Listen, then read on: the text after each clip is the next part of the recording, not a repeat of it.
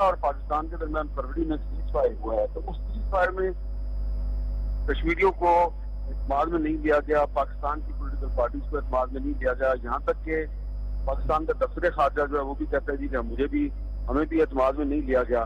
उसमें ऐसा लगता है कि कुछ बैरूनी प्रेशर था और उस पर ये हुआ है, और वो प्रेशर एक्सर्ट करने के, प्रेशर को अवॉइड करने के लिए मोदी साहब जो है उन्होंने फरवरी में एक वादा तो कर लिया, लेकिन कुछ दिनों के बाद खुद ही उन्होंने वादा तोड़ दिया। नमस्कार दोस्तों, स्वागत है आप सभी का। दोस्तों, आज जो बात हम यहाँ पे वीडियो देखने वाले हैं वो है सऊदी अरब, जो पाकिस्तान का प्रधानमंत्री इमरान खान गया है उसी की विजिट को लेकर है। आप सुन रहे हैं कि जो ये है हामिद मीर, काफ़ी जो है जाना पहचाना चेहरा है दुनिया का, एक अच्छे जर्नलिस्ट के तौर पे इनको देखा और सुना जाता है पाकिस्तान के।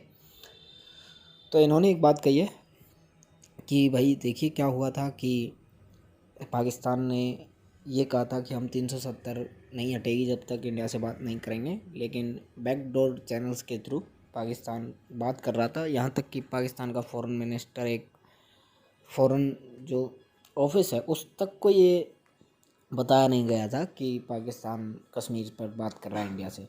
तो ये सिचुएशन है यहाँ इनके यहाँ पे गवर्नमेंट की, और किस तरह की गवर्नमेंट वहाँ पे चलती है आप इस चीज़ से समझ सकते हैं कि किस तरह की सिचुएशन है पाकिस्तान के अंदर।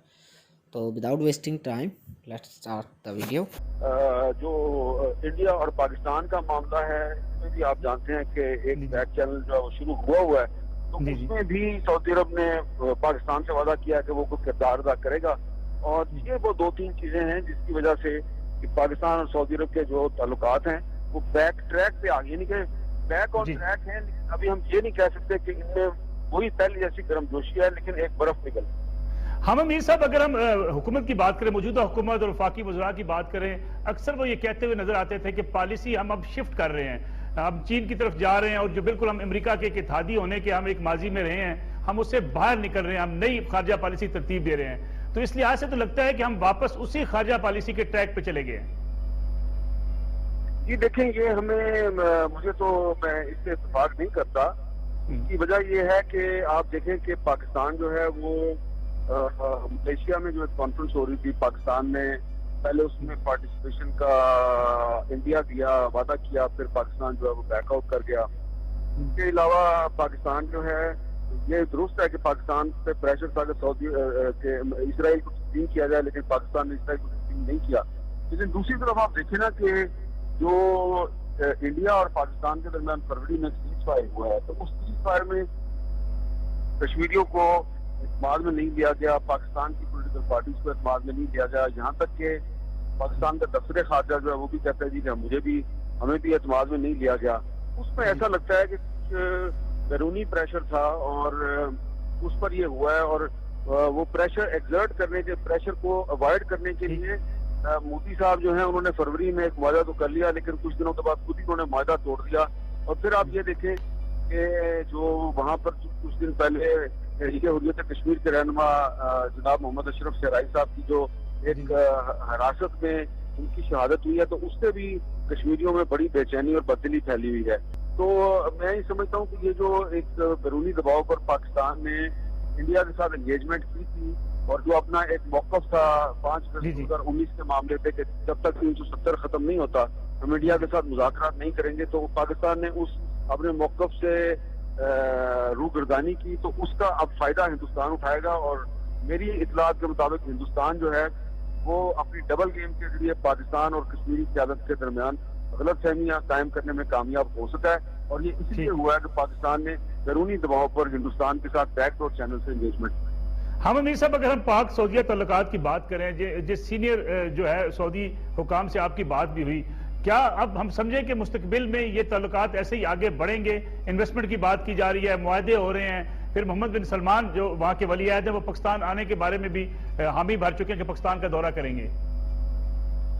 देखें, हमें दुआ तो करनी चाहिए कि पाकिस्तान और सऊदी अरब के ताल्लुकात हैं वो अल्लाह करे बेहतर हो जाएं, लेकिन इस सिलसिले में जाहिर बात है कि जो प्राइस है वो क्या है ये हमें अभी तक पता नहीं है। तो पाकिस्तान और सऊदी अरब जो है उसके ताल्लुकात में बेहतरी की तो कोई भी मुखालफत नहीं करेगा, लेकिन अगर इस सिलसिले में पाकिस्तान की जो खारजा पॉलिसी है उसमें आप पार्लियामेंट को एतमाद में लिए बगैर कोई बहुत बड़ा शिफ्ट लेके आते हैं, इसका मुझे नाकिस राय में हमें फायदा नहीं बल्कि नुकसान होगा। बहुत बहुत शुक्रिया अहमद मीर बकाई साहब। अगर हम हिंदुस्तान की बात करें, सऊदी अरब और हिंदुस्तान के तल्लुकात भी बड़े अच्छे रहे हैं। पाकिस्तान और सऊदी अरब के तल्लुकात, फिर हिंदुस्तान और पाकिस्तान के तल्लुकात, इन हालात में सऊदी अरब का कोई रोल होगा मुस्तकबिल में?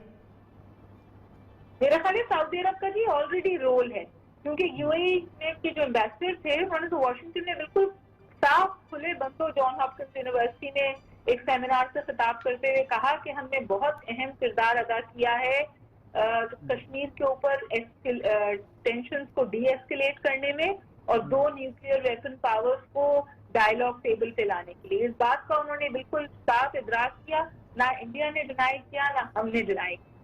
तो ये इसमें तो कोई इबाम नहीं रहा है ना कि यूएई ने वो किरदार अदा किया। और मुझे और आपको अच्छी तरह पता है कि अगर यूएई कोई कदम उठाता है तो अगर ओपनली सऊदी अरब ना भी कहे लेकिन उसकी सपोर्ट उसको हासिल होती है। तो चाहे इब्राहिम एकॉर्ड्स हो, इजराइल के साथ ताल्लुकात मुस्तवार करना हो, या उनका किरदार हो पाकिस्तान इंडिया के ताल्लुकात बेहतर करने के लिए, रियाद की उसमें मंशा। सऊदी अरब के लिए हिंदुस्तान और पाकिस्तान के तल्लुकात तवाज़ुन रखना एक बड़ा मुश्किल मरला होगा। पाकिस्तान हिंदुस्तान के माबैन कशीदगी भी है, अगरचे कुछ कमी हुई है, कुछ बातचीत आगे बढ़ रही है, लेकिन ये बैलेंस रखना कितना मुश्किल होगा सऊदी अरब के लिए?